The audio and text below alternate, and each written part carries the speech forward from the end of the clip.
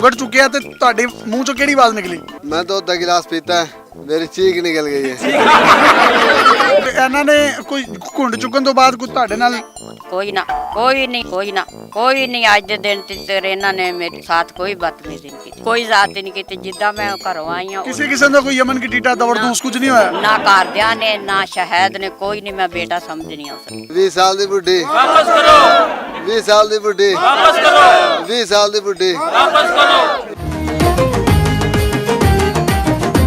अस्सलाम वालेकुम नाज़रीन, आपका मेज़बान यासिर शामी आपकी खिदमत में हाजिर है और आप देख रहे हैं डेली पाकिस्तान। ये हैं शाहिद और ये हैं 70 साला अब इनकी बीवी जिनका नाम है जन्नत बीबी। शाहिद साहब इन तमाम बारातियों के साथ जो गांव वाले मेरे पीछे खड़े हैं चक 46 ठेंगी में बारात लेने के लिए गए। मेहमानों की आमद इनके सहन में इनके घर में मुकम्मल तौर पर थी। ये जैसे ही बारात लेकर बैंड बाजे ढोल के साथ यहाँ से निकले तो लड़की वालों की तरफ से एक कॉल मौसूल हुई कि हमारे घर फौतगी हो गई है, लिहाजा आप शरीयत के तरीके से 4 बंदों में हमारी बेटी को ले जाएं। ज्यादा धूम धड़के बैंड बाजे और ढोल बजाने की जरूरत नहीं है। जब शाहिद साहब ने ये बात सुनी, अपने बुजुर्गों के साथ मशवरा किया तो इन सब ने ढोल और बैंड बाजे वालों को वापस भेज दिया और तमाम के तमाम बाराती यहाँ पर घर वापस आ गए। शाहिद साहब अकेले अपनी दुल्हन को लेने के लिए वहाँ गए और हुआ वहाँ पर कुछ यूं कि 20 साल की लड़की इनको दिखाई गई जिनके साथ इनकी शादी करवानी थी, लेकिन एक जुल्फकार अराई नामी शख्स जिसने फ्रॉड किया और फ्रॉड की बुनियाद पर जो लड़की इनके हाथ में थमाई गई, जिनके साथ निकाह करवाया गया, वो जन्नत बीबी थी। ये दोनों गाड़ी में बैठकर अपने घर आ गए। इन दोनों को चाय पिलाई गई। इनका कहना ये है कि चाय में कुछ नशावर चीजें थी, जिसके बाद हमें नहीं पता चला कि हुआ क्या है। ये आए घर में 2-3 घंटे स्टे किया। उसके बाद शाहिद साहब ने दूध का गर्म गिलास पिया और जब भाभी के पास गए घूंघट उठाया तो इनका तरा निकल गया। अब इनसे बात करते हैं और इनसे पूछते हैं कि इनके साथ ये फ्रॉड हुआ क्यों है। जो आपको लड़की दिखाई गई थी उसकी उम्र कितनी थी? 20 साल। जब आपने अपनी जोजा माजदा का घूंघट उठाया तो तब आपकी क्या फीलिंग्स थी? नशा दिता गया, फराड हो गई है। नशा दिता गया था, फ्रॉड हो गया। जो घूंघट चुके हैं तो ਤੁਹਾਡੇ ਮੂੰਹ ਚੋਂ ਕਿਹੜੀ ਆਵਾਜ਼ ਨਿਕਲੀ? मैं दूध का गिलास पीता है, मेरी चीख निकल गई है। 20 साल दी बुढ़ी, वापस करो, 20 साल दी बुढ़ी, वापस करो, 20 साल दी बुढ़ी। वापस करो। चीखा निकलियां क्यों? अमन वेख से अम्मा जी ने वे के निकलियां। अम्मा जी का नाम जन्नत बीबी है और इनको दुनिया में जन्नत मिल गई और जन्नत इनके पैरों के नीचे है। उसके बाद आपने इनको कुछ टच टुच भी किया था?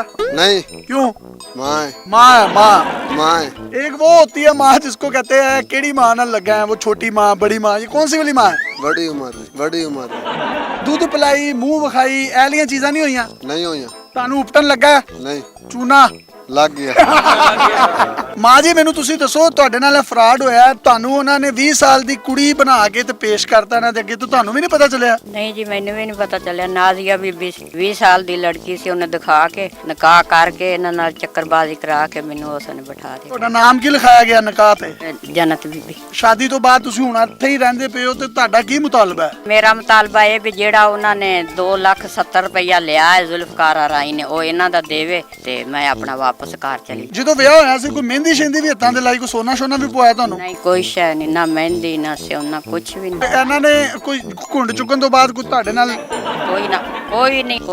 ਕੋਈ ਨਹੀਂ ਅੱਜ ਦੇ ਦਿਨ ਤੱਕ ਇਹਨਾਂ ਨੇ ਮੇਰੇ ਸਾਥ ਕੋਈ ਬਦਤਮੀਜ਼ੀ ਨਹੀਂ ਕੀਤੀ, ਕੋਈ ਜ਼ਾਤ ਨਹੀਂ ਕੀਤੀ। ਜਿੱਦਾਂ ਮੈਂ ਘਰੋਂ ਆਈ ਹਾਂ ਕਿਸੇ ਕਿਸਮ ਦਾ ਕੋਈ ਯਮਨ ਕੀ ਟੀਟਾ ਦਵਰਦੂਸ ਕੁਝ ਨਹੀਂ ਹੋਇਆ? ਨਾ ਘਰਦਿਆਂ ਨੇ ਨਾ ਸ਼ਹਿਦ ਨੇ, ਕੋਈ ਨਹੀਂ। ਮੈਂ ਬੇਟਾ ਸਮਝਣੀ ਆ ਉਸ ਉਹ ਤੁਹਾਨੂੰ ਮਾਂ ਸਮਝਦਾ? ਹਾਂਜੀ, ਉਹ ਮਾਂ ਲੇਕਿਨ ਤੁਸੀਂ ਤੇ ਇਹਦੇ ਨਿਕਾਹ ਚੋਂ, ਤੁਸੀਂ ਤੇ ਇਹਨਾਂ ਦੀ ਬੀਵੀ ਹੋ।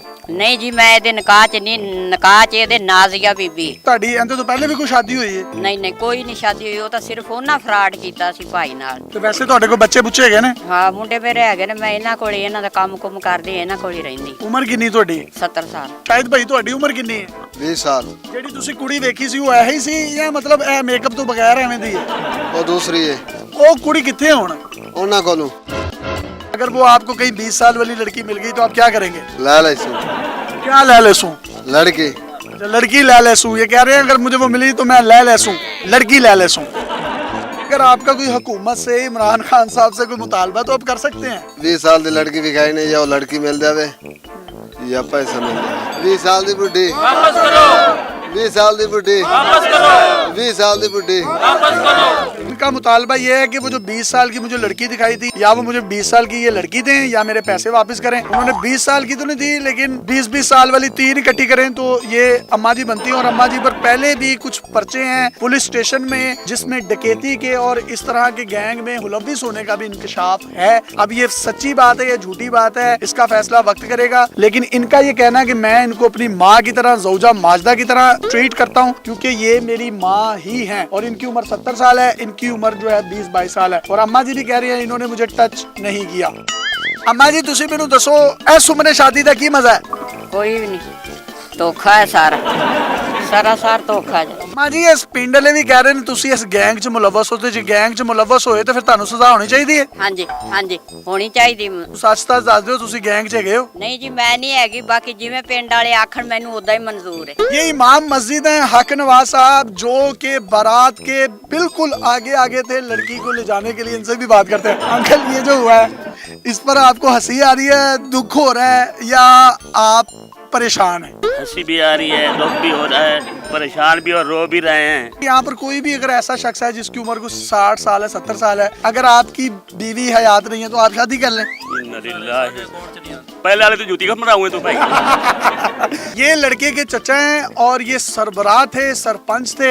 इनसे भी बात करते हैं। तो कुड़ी देखी नहीं जिदों और तोड़ दे बेसी बंदा जरा घुंड चुक के चाह ही कर लेता। नहीं सानू चाह चो पिवाई ने साडे नाल माई नहीं चाह नहीं, चाह चाय चाय नहीं, चाह चाह चाह। ये इस इलाके की इमाम मस्जिद हैं, निकाह खां भी हैं, बच्चे और बच्चियों के निकाह भी करवाते हैं। ये कहते हैं कि ये मेरी माँ है और ये कहती हैं कि ये मेरे बच्चों की तरह है। लेकिन शरीयत कहती है कि ये दोनों मियाँ बीवी हैं क्योंकि इनका निकाह हो गया है। सर शरीयत में इस तरह के अहकामात क्या हैं? अगर फ्रॉड की बुनियाद पर कोई भी बंदा निकाह कर ले तो क्या वो निकाह होगा? निकाह नहीं होगा। इसकी रीजन? गवाह नहीं है। गवाह किसके नहीं है? इसके निकाह हुआ है लेकिन गवाह नहीं है। गवाह बच्ची की तरफ से नहीं है, औरत की तरफ से नहीं है। नहीं है। तो जब औरत की तरफ से गवाह नहीं है तो निकाह नहीं होगा। निकाह नहीं होगा। और अगर मर्द की तरफ से ना हो तो फिर भी नहीं होता। फिर भी नहीं होता। अगर दोनों की तरफ से ना हो फिर भी नहीं होता। फिर भी नहीं होता। इनकी तरफ से गवाह नहीं है, इनकी तरफ से गवाह थे और ये निकाह में ले आए हैं। नाम इनका जन्नत बीबी लिखवाया गया है। अब इनकी जन्नत क्या बनेगी इसका फैसला जो है वो वक्त, कानून और हमारी शरीयत करेगी। अपने मेजबान यासिर शामी को इजाजत दीजिए। ये ऊंट किस करवट बैठेगा कोई समझ नहीं आ रही। अल्लाह हाफिज।